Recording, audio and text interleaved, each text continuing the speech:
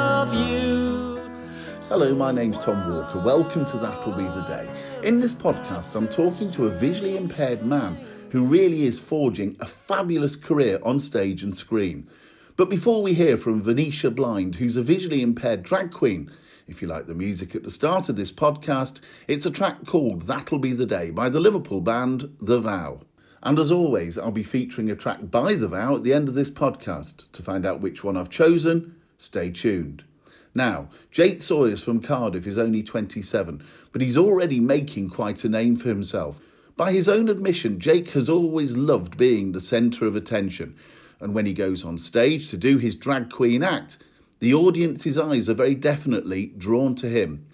But there's more to Jake than that. When I spoke to him the other day on Zoom, we started by talking about the reaction he's received to some recent publicity. Yeah, the response to the article has been so overwhelming. I've had so many messages the last week, and it's been really, really good. Really? How many messages have you had, and what are people saying? Oh, I've had a few people asking for makeup tips. I've had people asking me to appear on podcasts like this one. And yesterday I had the most exciting one. I was sent, I don't know much about it yet, so it's quite a new development, but I'm going to be sent my first box of free PR makeup something. So feeling very famous and very overwhelmed this week. Brilliant. You started off, though, training to be an actor, didn't you? I did, yes. I studied at the University of Wales, Trinity St David, which is a very long title, and that's in Carmarthen, which is West Wales. And I'm from Port Talbot, which is South Wales, so my university was about 40 minutes down the road, so far enough away to sort of get my independence, but close enough to, go home and wash my towels and wash my clothes and things like that. So yeah, university was great. Graduated with an acting degree in 2016 and moved to Cardiff then with my partner, who I met a few years previously when we were studying in college, when we were both 16. And we both went to university together, and now we're both living in Cardiff together, and we're engaged. So we're both actors, drag queens, freelancers. So we're just sort of living that life where we just keep hustling and getting new opportunities, which is really exciting and definitely keeps things fresh. Well, as a freelancer, I understand the word hustling only too well. What was university like for you? Did they make the adjustments that you needed as a visually impaired person? Yeah, so I was really torn whether or not to go to university. I left secondary school, and my choices were either go to college and do all the sciences and history, or just do one big BTEC in acting. And I went for the BTEC in acting, met some lovely people, and a lot of us decided to go to the same university. So quite a rare experience, not the experience you often hear of university. You often hear people going very far away by themselves, but I went, somewhere quite close with a lot of people I knew. So that was really comforting for me. And I had visited the university before, spoke to the lecturers, and got my disability students allowance sorted. So for me, it was quite a smooth experience, but I know I'm sort of one of the lucky ones. So it was either university for me or go work in the Apple store. And I think I made the right decision. I still own every Apple product now, but not because I'm employed. What adjustments did you need at university? So my course, I was quite particular in the course that I chose.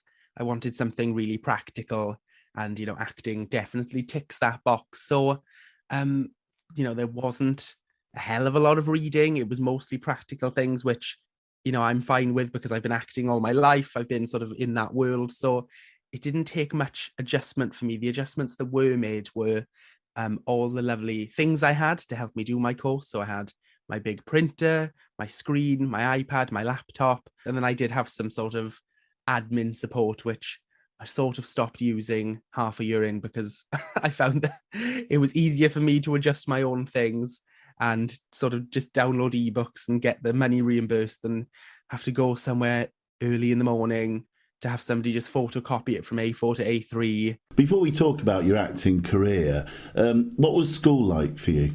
I had a great time in school. So I went to a mainstream school which had a visually impaired unit. So I had teachers, teaching assistants, QVTIs, sitting next to me in every lesson, which, you know, is a very unique experience when you're growing up, going through puberty, having somebody sit next to you for all of your lessons. But, you know, I managed it fine. I sort of found my friendship group a few years into secondary school. They were really nice, and we still talk and things like that. So yeah, it was okay for me. It was as okay as school gets, I think. So I'm really lucky about that. And I had great support from my parents and the rest of my family and my friends and all of those QVTIs. So yeah, I definitely, you know, always thank them down the line for sort of who I've turned out to be. I had the great pleasure, or maybe not, of going to a residential special school, which was variable in the experience, I have to say.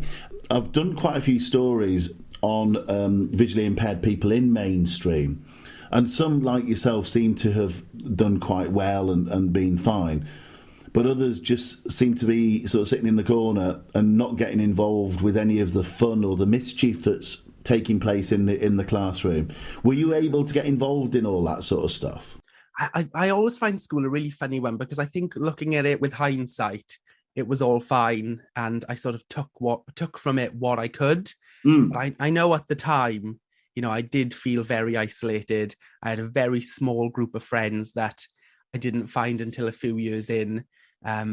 So yeah, I didn't really get involved in a lot of that sort of school stuff, all the mischief. And, you know, I've definitely got some horrendous stories of teachers just not preparing work or just totally, you know, discriminating against me.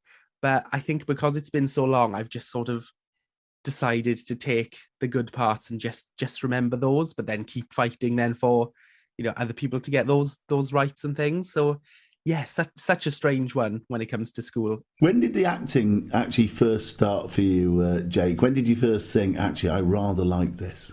So I've always been quite an attention seeker. So it's always been in me. But I'd say the point for me where it started was, I think I was in about year 7, so about 11, 12 years old. And this is such a diva story. Our school was putting on a High School Musical. I was in year 7. I thought, I'm going to audition for that. I'm going to get the main part and it's going to be amazing. Auditioned, got put in the chorus, which is fair enough because I was I was just an 11-year-old. And I decided then, no, I'm never going to act again. And I hate this. This is ridiculous. It's such a little diva. And then the visually impaired unit, the head QVTI said to me, oh, we've got a group coming in. They're called UCAN Productions, and they sort of do drama workshops for young blind children and young people. And you can bring a friend along as well if you want. So it's not just a blind exclusive thing.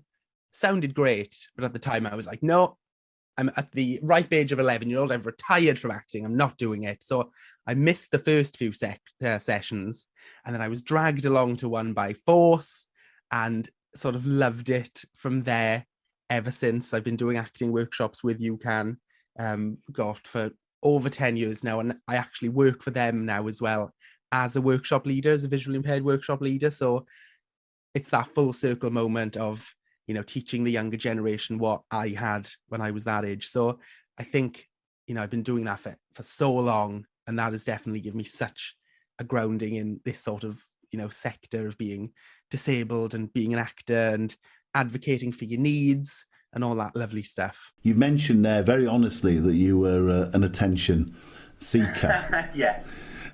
What other forms did that take? How else did you seek attention? This is a good one. When I was the same age, 11, 12, myself and my brother were watching Blue Peter on BBC One, and they announced a competition called the Can You Cook It competition, and the prize was to win the opportunity to cook on Blue Peter every month, to do that classic, here's one I made earlier, presenting live. We both entered the competition, myself and my brother. I got an audition, he didn't. And then a long story short, I ended up winning the competition. So I won it against, I think, 12,000 kids in the UK, and it was all televised, and there were different rounds. We went to this big residential house and did all these crazy challenges. I think I had to milk a goat while talking about it. I had to talk about food on a roller coaster, and it all sort of ended with this dramatic final 3 in the Blue Peter studio where we'd make what did we make? A souffle we made a souffle for James Martin and all the presenters. And then I ended up winning the competition. So at that age of 11, 12, I was going up to London every month to cook live on BBC One Blue Peter, which is crazy. And when I tell people that, it just blows their mind that I did that at that age. And, it blows my mind as well, because I haven't done a lot of live TV since then. But I think, being youthful, you just have that bravery. How did they treat you as a visually impaired person? I mean, presumably they knew that you're visually impaired. Yeah, so I think a very small group of people knew. I don't think the presenters knew. I think just a handful of producers knew, but I know it was mentioned in the final edit and things. But I remember it just being a really pleasant experience at the time, and I think that's what gave me the grounding to actually pursue this career, because I've definitely had more discrimination as an adult and more hardships. I think being a blind child for me was so much easier than being a blind adult. I'm sort of only now, in the last 10 years, learning how hard that can be compared to my childhood, because I was so well supported.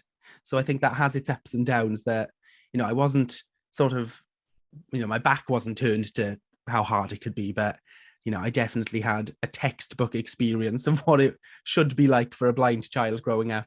That's really positive, isn't it? I mean, I know what you mean about the industry generally. I mean, the media is very similar in a lot of ways. And certainly I've developed quite a lot of resilience, I think. Yeah, definitely. Resilience. I think for me, it's a cocktail of seeing the funny side of everything, just being, generally humorous, and then also being from Port Talbot, working class background. So I just, I really don't take any of it from anyone. You've just got to speak up, haven't you? Yeah, you do. And it's such a hard skill to master. And, I say master, I haven't mastered it at all. It's, it's a case by case situation on how you disclose your sight loss, how you advocate for your needs. And it is about speaking up, but God, that can be so exhausting sometimes. And I teach a lot of self-advocacy workshops to young people, and I want to make sure that I don't just go in and say, right, you need to say this. I want to, everyone has their own way of their own relationship with their sight loss. So I think it's really important to sort of empower that as well. I don't think fully sighted people, and just non-disabled people generally, appreciate just how tiring it can be when you're constantly having to advocate for your own needs. As sight impaired people, we're so good at, finding efficient ways to get things done, but just people can't see that skill. They don't look at it as a skill. They just see a sort of, a little bit of inspiration. Oh, look, they're getting on with it. Well done. But that's just simply not the case. I think we gain so many skills being blind and sight impaired. And quite often when we are advocating for our needs, we can sometimes be accused of being over assertive. People like to regard us as this inspiring disabled person, but in fact, they don't want us to be too assertive. No, yeah, they definitely want us to fit into that box. And it's, I've listened to a few episodes of this podcast, which I didn't know about, which is great. I've, through the drag article, I've had so many messages saying, oh, it's great to see, sight impaired drag queen doing their thing.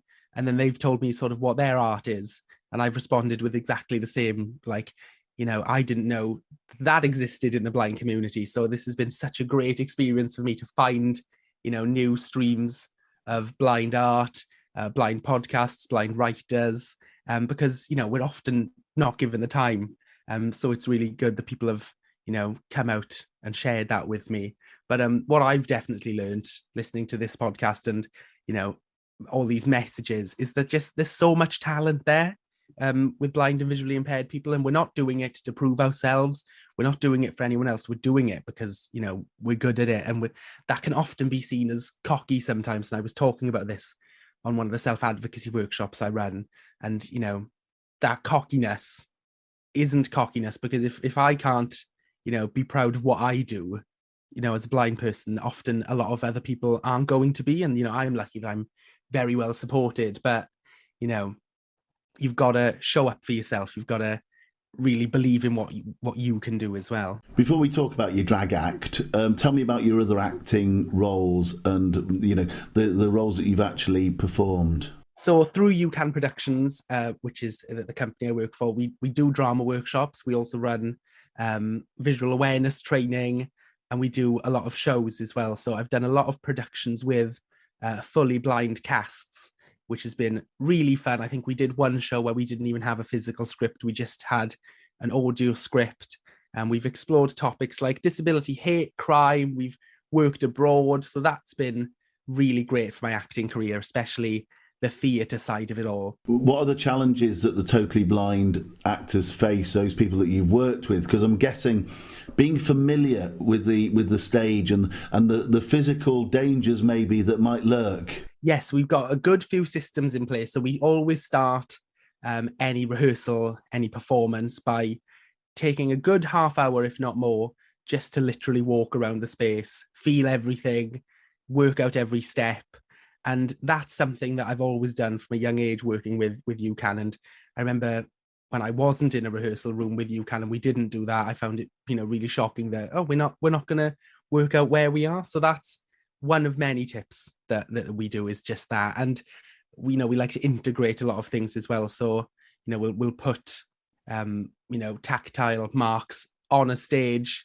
We're not very apologetic about that. That's sort of the aesthetic of being a blind actor sometimes. So it's just being really creative with it as well. And I'm guessing for you, having some useful sight, that you're probably fairly comfortable on a stage, would I be right in saying? Or do you need some means of regulating where you go as well? Yeah, for me, the biggest challenge when on a stage is definitely those extreme lighting changes. And I notice it every year in winter. I think I've definitely got worse at seeing in the dark. So, I've had a lot of experience on the stage, but that is something that will always trip me up. And I will always end up walking in to something, mostly backstage. Once I'm on stage, I'm sort of at home because I'm better in well-lit areas than not so well-lit areas. So, yeah, the stage is sort of a very comfortable place for me. And also, when those lights are banging your eyes and you've got a slow cataract developing, you can actually see the audience. So it's just like you're sort of performing, to an empty room sometimes, and you've just got those nice audible reactions from the audience. And that's something I really like. I don't get put off by all those staring eyes. Tell me about the drag act then. For people who don't fully know what it is, explain what it involves. So as a freelancer, I'll have a go at anything. And I moved to Cardiff in 2017 with my partner. And at that time, RuPaul's Drag Race was on the TV. And RuPaul's Drag Race is a sort of reality talent show where they bring a group of drag queens on and they do challenges and they do all these amazing runway looks. And it's hosted by RuPaul, who is sort of like one of the original, huge drag queen supermodels of the world. And they compete to be the next Drag Race superstar. So we were watching that, and we had never really heard of drag that much before. Coming from Port Talbot, there isn't a sort of LGBT scene or a drag scene. So we were like, oh my gosh, this is amazing. Haven't seen this before at all. Then we moved to Cardiff and discovered that there was a local drag scene. So we were going out to watch all these amazing, hilarious drag queens on the weekend, and we were watching RuPaul in the week. So we were drag obsessed at one point, and we still are, clearly. But then a call out came from the Wales Millennium Centre, one of the biggest theatres in Cardiff. They were hosting a scratch night, which involved, if you want to have a go at drag, come here. We're going to have a lovely audience. It's not going to be intimidating. And it was actually it was run by a local queen who we knew. So we thought, if we don't do it now, we never will. We'd talked about it before, but what always put me off was, I don't want to go to a really busy club with, people who've just wandered in off the streets while I'm standing up there in a dress trying to sing. That's daunting for anyone, but especially somebody with a sight impairment. So I thought, theatre, I'm used to the theatre. I've been to the Wales Millennium Centre before. I know the host, have a go. So I went. My drag character, who I came up with, is Venetia Blind, and I've sort of been performing ever since. The act includes me singing parody songs about the lived experience of being visually impaired. I've got one song about, when people grab our arms to cross the road sometimes and just drag us around. I've got another song called Inspiration Porn Star, which is sort of exploring that side of, being an inspirational blind person, and that's inspired by a TED talk that I watched. And yeah, it's just a really fun way to educate people about sight loss and the lived experience. But for me, it's also a really fun way of expressing that side of my life as well, because I run a lot of visual awareness training. I work in the sight loss sector as well as being an actor.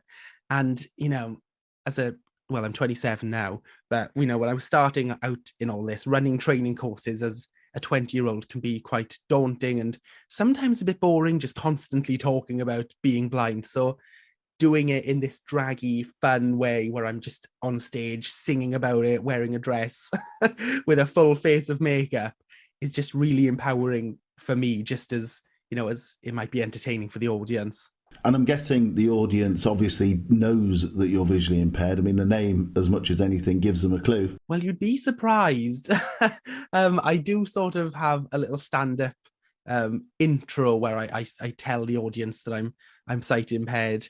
And, I've often performed to, I perform in sort of conferences and anywhere that will have me really. But, I think most typical drag queens will just perform in sort of LGBT venues, in clubs, singing cabaret, which is sort of my favorite drag to watch, but isn't really what I do, because, if I was to take my act to, just a random Friday night in an LGBT bar, I don't think the message would get across as much as I'd like. So I often find myself performing in specialist, events about disability and things like that. But when I have performed in more mainstream venues, the questions I've had, really funny. People are convinced that I'm not blind.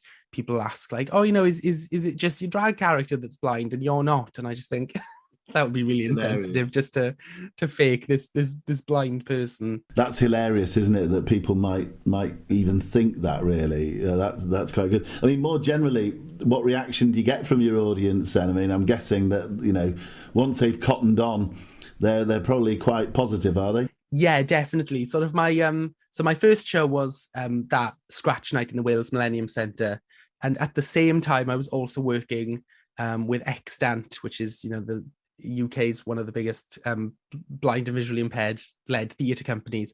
I was working with them on their Pathways programme, which gave me the opportunity as an actor to go up to London every week and sort of go to a drama school or work with a practitioner.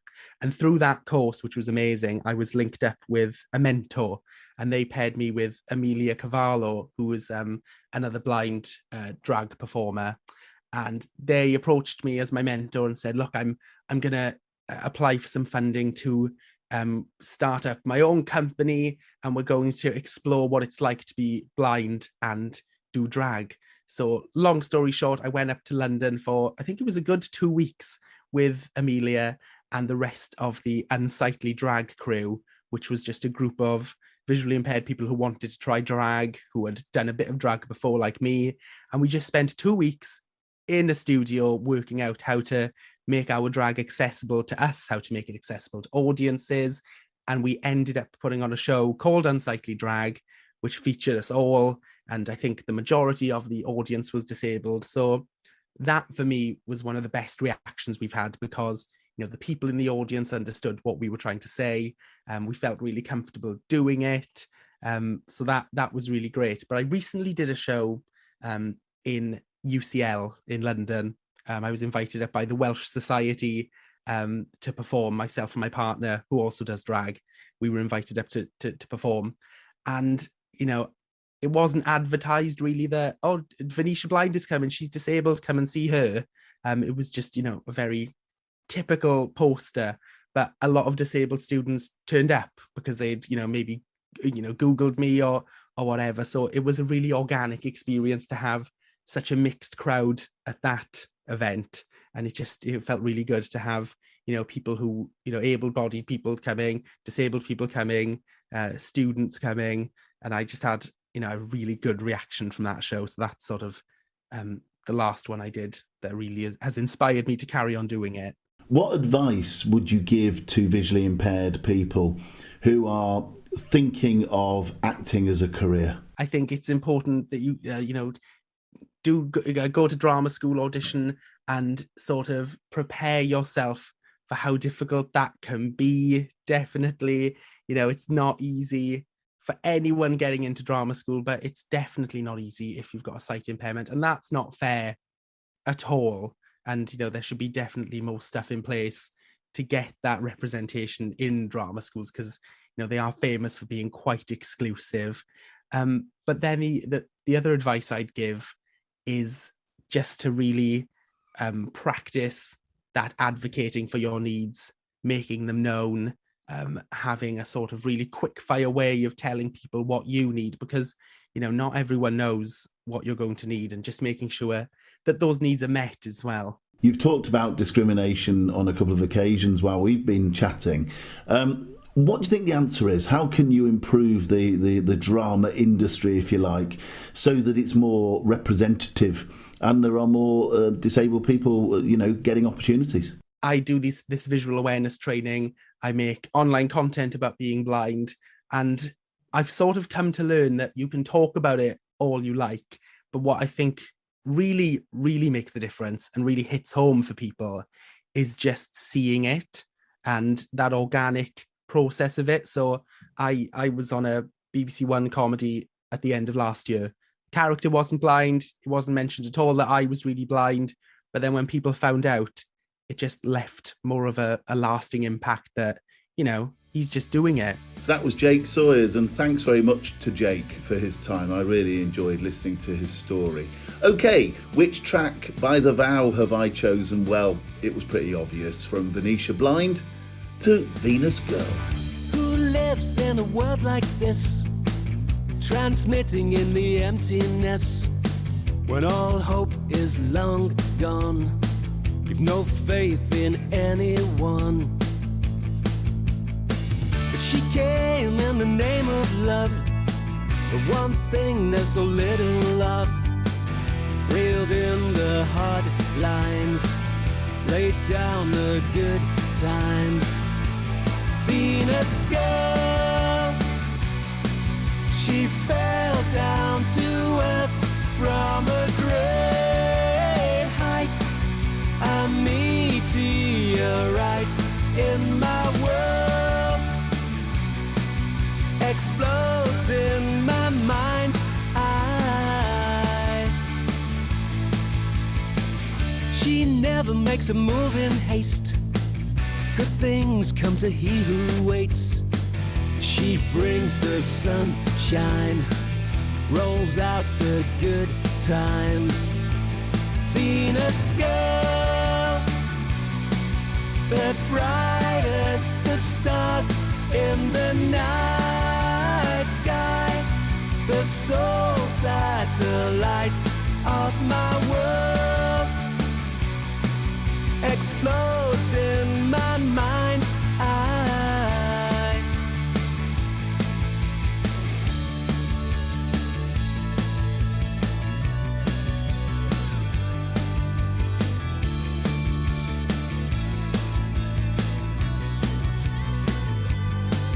She's loaded with love, but she can't get enough of the stuff that our dreams are all made of. Venus girl, she fell down to earth from a great height, a meteorite in my world, explodes in my mind's eye. She exploded my mind's eye. Yes, she exploded my mind's eye.